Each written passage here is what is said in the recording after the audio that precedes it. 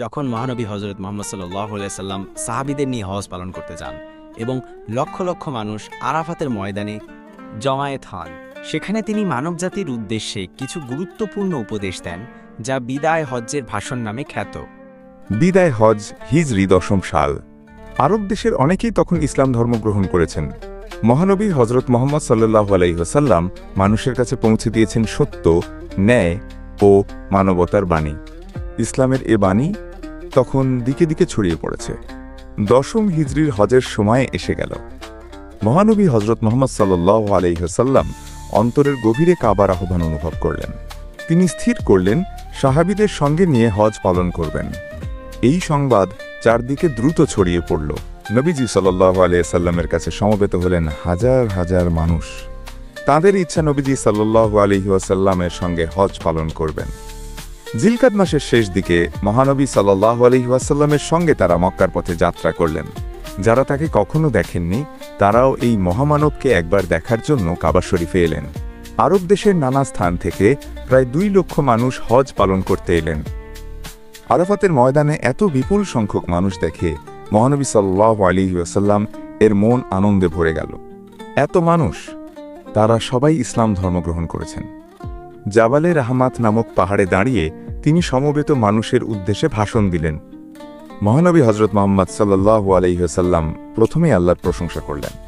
তারপর সমবেত মানুষের দিকে তাকিয়ে বললেন, তোমরা আমার কথা মনোযোগ দিয়ে শোন। আজকের এই দিন তোমাদের কাছে পবিত্র। এ মাসটিও তেমনি তোমাদের কাছে পবিত্র। তোমাদের জীবন ও সম্পত্তি তোমাদের পরস্পরের কাছে পবিত্র। মনে রেখো, একদিন তোমরা আল্লাহর কাছে হাজির হবে। পৃথিবীতে তোমরা যে কাজ করেছ, আল্লাহ তোমাদের কাছে তার হিসাব চাইবেন। তোমাদের কৃতদাসীরাও আল্লাহর বান্দা। তাদের প্রতি নিষ্ঠুর ব্যবহার করো না। তোমরা নিজেরা যা খাবে তাদেরও তাই খেতে দেবে। নিজেরা যে কাপড় পরবে তাদেরও তাই পরতে দেবে। কোনো কৃতদাস যদি নিজের যোগ্যতায় আমির হয় তবে তাকে মেনে চলবে। তখন বংশমর্যাদার কথা বলবে না।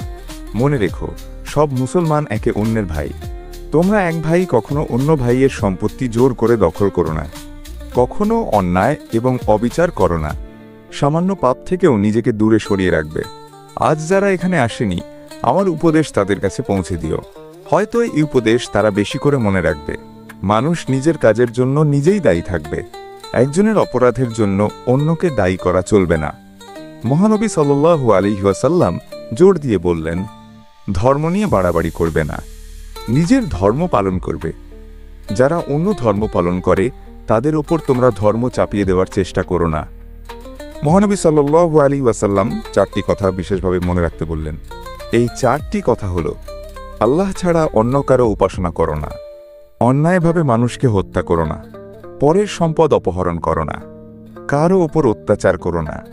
মহানবী হজরত মুহাম্মদ সাল্লাল্লাহু আলাইহি ওয়াসাল্লাম আরও বললেন, তোমাদের কাছে আমি 2টি জিনিস রেখে যাচ্ছি। 1, আল্লাহর বাণী অর্থাৎ কুরআন। 2, আল্লাহর প্রেরিত মানব রাসূলের জীবনের আদর্শ। এই 2টি তোমাদের পথ দেখাবে।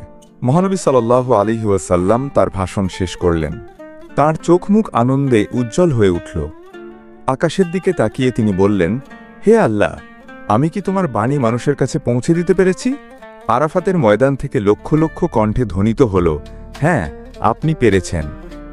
মহানবী হজরত মুহাম্মদ সাল্লাল্লাহু আলাইহি ওয়াসাল্লামের মন তখন আনন্দে পূর্ণ হয়ে উঠল। পৃথিবীতে তার কাজ শেষ হয়েছে। তার মনে হল হয়তো এটাই তার জীবনের শেষ হজ।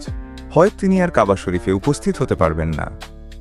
সমবেত মানুষের উদ্দেশ্যে তিনি বললেন, তোমরা সাক্ষী, আমি কর্তব্য পালন করেছি। বিদায় হজ উপলক্ষে আরাফাত ময়দানে নবীজি সাল্লাল্লাহু আলাইহি ওয়াসাল্লাম এর এটিই ছিল শেষ ভাষণ। আর তাই এটি বিদায় হজের ভাষণ নামে খ্যাত। মানবজাতি চিরদিন তার এই ভাষণকে গভীর শ্রদ্ধায় স্মরণ করবে।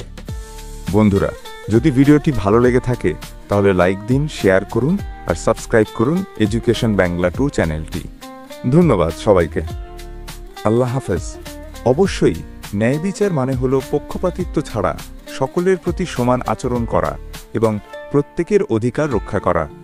অন্যের প্রতি শ্রদ্ধাবোধ মানে হল মানুষের সম্মান ও মর্যাদাকে স্বীকার করা এবং তাদের প্রতি সহানুভূতি দেখানো।